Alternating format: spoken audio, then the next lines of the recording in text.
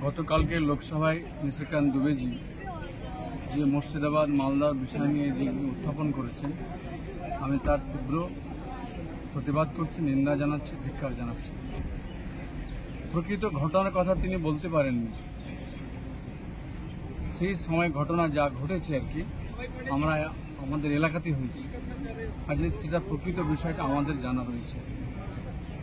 ঝাড়খণ্ড পুলিশের হাতে বাংলার একজন মারা গেছে গুলিতে, তার আমরা নিন্দা করছি।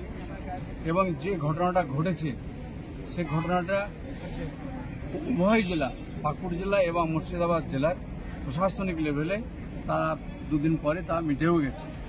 কিন্তু যে ষড়যন্ত্র নিশিকান্ত দুবেজি বা বিজেপি করছে আর কি, বাংলার মানুষ তা মেনে নেবেন না। আমাদের সঙ্গে রয়েছেন আমাদের নেত্রী মমতা ব্যানার্জি, অভিষেক ব্যানার্জি রয়েছেন। আমরা বাংলায় সম্প্রীতি ভ্রাতৃত্বকে যেভাবে বজায় রেখে আমরা চলতেছি, আগামী দিনেও আমরা বজায় রেখে সেটা চলব। কাজে এই যে মিথ্যা যে বক্তব্য, আমরা আবারও তার তীব্র নিন্দা করছি এবং ধিক্কার জানাচ্ছি আর কি।